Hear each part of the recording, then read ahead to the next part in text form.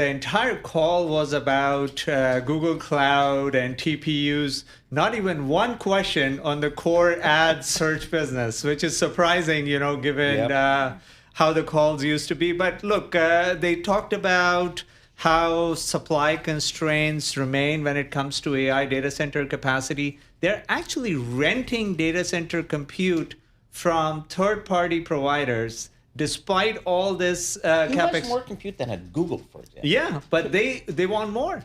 Wow. Because right now, anybody who was early to invest in power and computing and data center capacity is looking like a genius. Who are those people?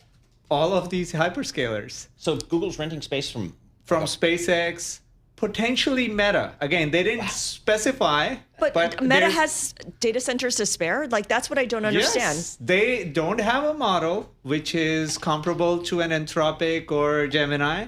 And so right now they are following the SpaceX playbook, which is if you rent your 1 gigawatt compute, you can generate up to $20 billion in rental revenue just by renting the compute, nothing else. By being a landlord. By being a landlord for your compute, yeah. At what point is investing in all this too much? I mean, right now investors have been following this guideline of as long as I see a return on this, as long as it's paying off.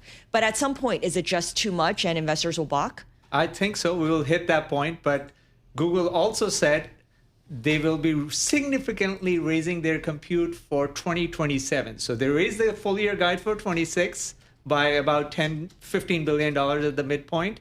And then they said 2027 would be a significant increase. Now, my interpretation of significant is it's at least 50% because this year was 100%. Wow. Their CapEx doubled in 2026.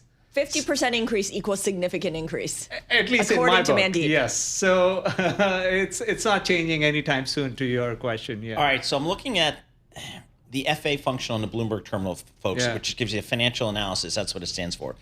CapEx for this company, Google, in 2022, CapEx was $30 billion. In 2026, expected to be almost, let's call it $190 billion, going to $280 next year. There ain't no free cash flow left for this company, which was a free cash flow juggernaut. Yeah, they were negative free cash flow even for this quarter. It was First time negative. ever, right? First time ever. So, and they just did an equity raise, $85 billion. So, and the justification is we will invest significantly in training our own model, Gemini 4. And, the cloud business really is super strong. So 82% growth when you have a $100 billion business. It's like, show me any other company that's growing 80% at a $100 billion run rate.